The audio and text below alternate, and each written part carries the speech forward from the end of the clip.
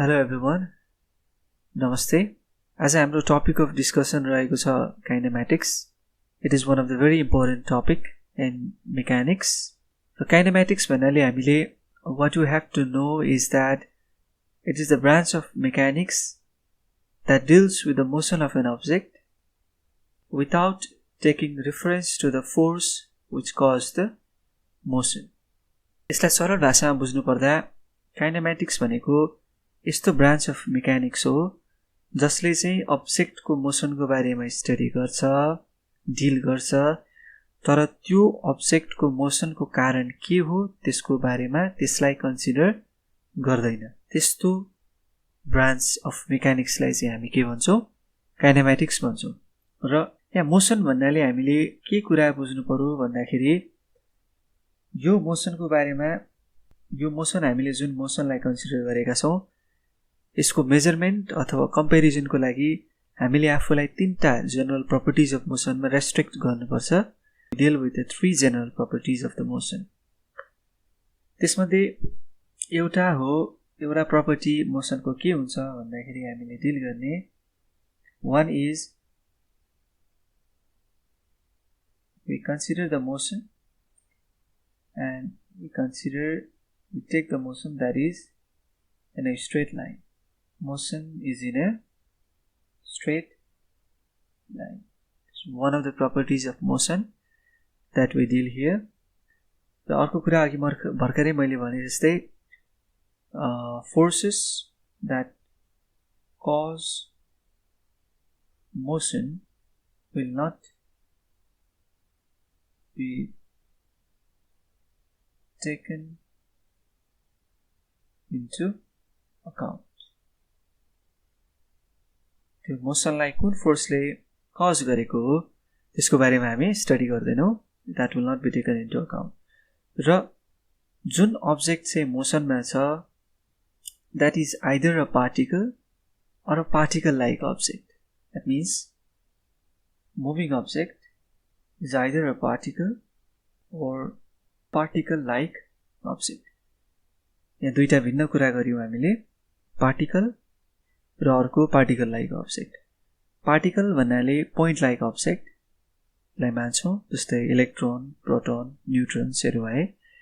र particle like object भन्नाले त्यस्ता अब्जेक्ट जसको चाहिँ एभ्री पोर्सन, हरेक पोर्सनहरू, हरेक पार्टहरू एउटै डिरेक्सनमा मुभ गरेको छ with the same velocity.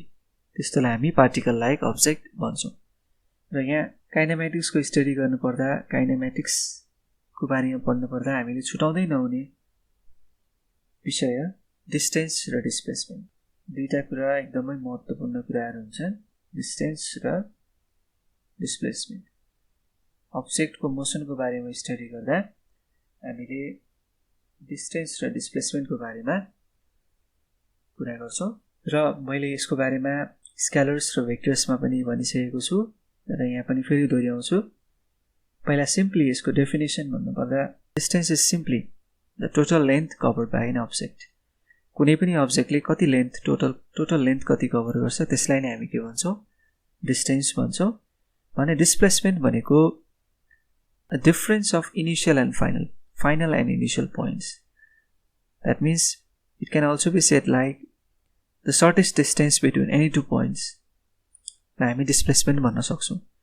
Distance भनेको त्यो अब्जेक्टले, कुनै पनि अब्जेक्टले कति टोटल लेन्थ कभर गर्यो, जुनसुकै बाटोमा हिँड्नुहोस् उसले टोटल लेन्थ कति कभर गर्यो त्यसलाई हामी डिस्टेन्स भन्छौँ। भने डिस्प्लेसमेन्ट भनेको त्यस्तो डिस्टेन्स हो जुन चाहिँ इनिसियलदेखि फाइनल पोइन्ट बिचको सबैभन्दा सर्टेस्ट डिस्टेन्स हुन जान्छ। जस्तै मैले इक्जाम्पलको लागि लिएँ, सपोज दुईवटा एक्सेस लिउँ र यहाँनिर एउटा पोइन्ट लिउँ ए पोइन्ट र अर्को पोइन्ट लिउँ बी पोइन्ट।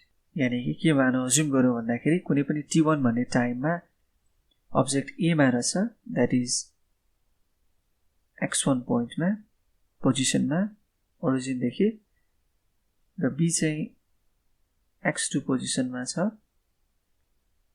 यो एक्स डिरेक्सन भनौँ, यो वाइ डिरेक्सन अथवा वाइ एक्सिस भनौँ। एदेखि बी पुग्नलाई हामी जुनसुकै बाटो पनि चुज गर्न सक्छौँ। सपोज त्यो अब्जेक्टले यो पाथ कभर गर्यो र यो पाथको नाम हामीले के भन्यौँ एसीबी भन्यौँ। भनेपछि हामीले के भन्न सक्छौँ भन्दाखेरि टोटल यो अब्जेक्टले टोटल कभर गरेको लेन्थ चाहिँ के हुन जान्छ एसीबी हुन जान्छ। द्याट मिन्स उसले कति लेन्थ ट्राभल गर्यो एसीबी पाथमा, त्यसलाई नै हामी के भन्छौँ डिस्टेन्स भन्छौँ। अब डिस्प्लेसमेन्ट निकाल्नको लागि हामीले यो दुईटा पोइन्ट्स इनिशियल पोइन्ट र फाइनल पोइन्टलाई यसरी जोड्दियौँ र जोडिसके पछाडि यो जुन एबी भन्ने लेन्थ छ यसलाई नै हामी के भन्छौँ डिस्प्लेसमेन्ट। द्याट मिन्स डिस्प्लेसमेन्ट भनेको सिम्पली के हो त भन्दाखेरि फाइनल पोइन्ट र इनिशियल पोइन्ट बिचको सबैभन्दा सर्टेस्ट डिस्टेन्स नै के हो displacement. or it is the difference between the initial, final and initial points. That means displacement भनेको difference between the initial and final points. र displacement vector quantity हो र distance scalar quantity हो। यो मैले अगाडि नै डिस्कस गरिसकेको कुरा भएको हुनाले म यसलाई धेरै डिटेलमा जादिनँ।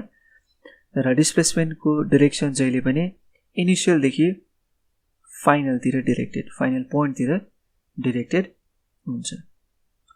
So what we must understand is that distance is the total length covered by an object, whereas displacement is the difference between the 2 points, that is final and initial points.